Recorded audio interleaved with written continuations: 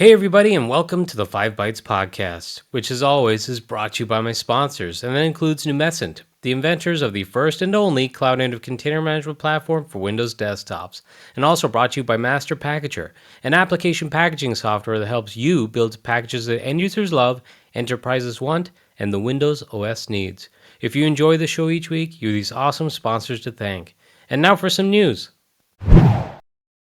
LibreComputer.com reports that Microsoft was investigating an issue with the Surface Hub devices after installing the June updates, which was preventing them from starting up. Microsoft said that the Surface Hub V1 devices failed to start with an error, secure boot violation, invalid signature detected, check secure boot policy and setup. A mitigation was released one day after discovering the issue to ensure that other systems would not be impacted after installing the faulty update. It was KB 5060533, which was an update to fix another bug that was causing some Hyper-V virtual machines with Windows 10, Windows 11, Windows Server to freeze or restart unexpectedly. So yeah, I'd imagine no one expected an update to fix Hyper-V virtual machines to start breaking Surface Hub V1 devices, but there you go. Luckily, it seems like Microsoft jumped in and addressed the issue pretty quickly. Microsoft acknowledged 365 authentication issues following a wave of customer reports that started on at least April 18th, so quite some time. And these were regarding MFA errors when trying to sign up for Microsoft 365 services. Microsoft have validated a configuration update designed to mitigate the issues temporarily while working on a permanent solution. The Microsoft 365 issues impacted customers located on or served through affected infrastructure in Europe, the Middle East, Africa, and Asia Pacific. Fortunately, Microsoft says the incident has been mitigated and that it was caused by database infrastructure that processes authentication-related requests not performing within expected thresholds.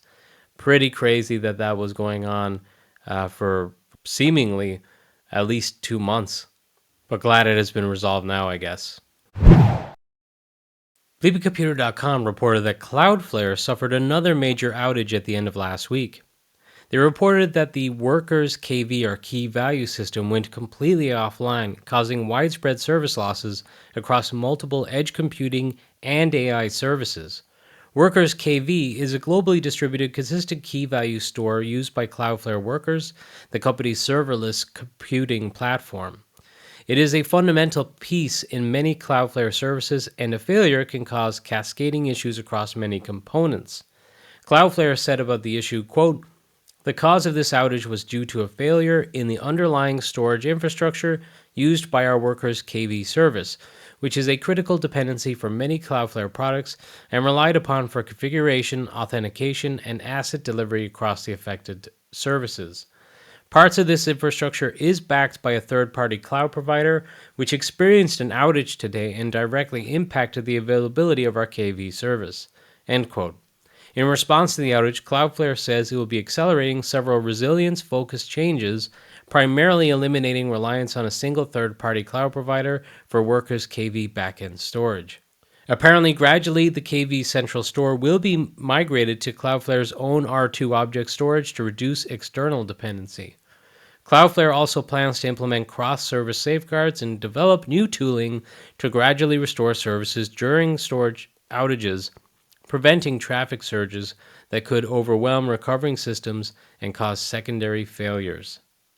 There were reports that WestJet, the Canadian airline, has shared that a cyber attack has disrupted access to some of its internal systems as it responds to a breach. The attack prevented users from logging into their website and mobile app, with those services fortunately now being restored.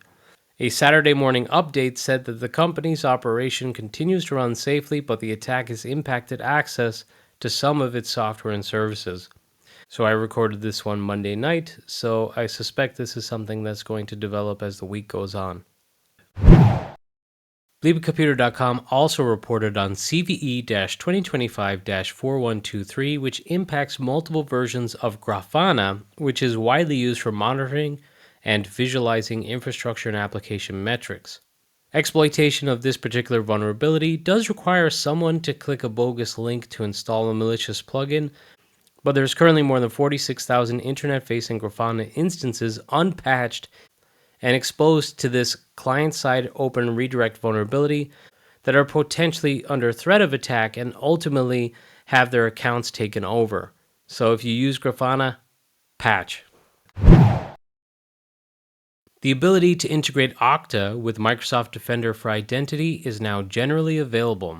And Microsoft says by integrating Microsoft Defender for Identity with Okta, you gain stronger identity protection.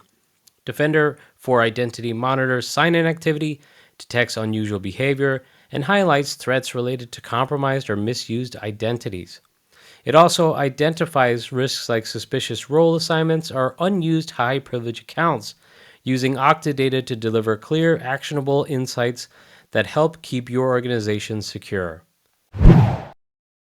The Minister for Digital Affairs in Denmark shared plans to phase out Microsoft products in her own ministry next month, and more precisely, moving away from Office 365 to LibreOffice.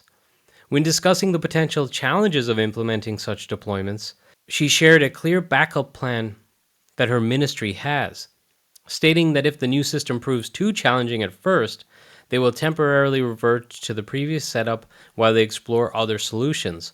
And overall, she's pretty firm on her decision as she stated, quote, "We won't get any closer to our goal if we don't start," end quote. The report adds that thus far, the response from her team has been positive. The minister also added that this initiative isn't solely about Microsoft. Instead, it's a step toward reducing an over-reliance on just a handful of providers.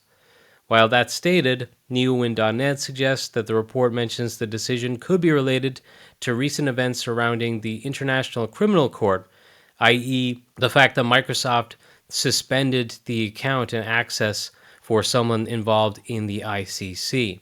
There's also the issue of the fact that Donald Trump, the President of the United States, has made some remarks about taking Greenland, which is obviously a semi-autonomous region of Denmark.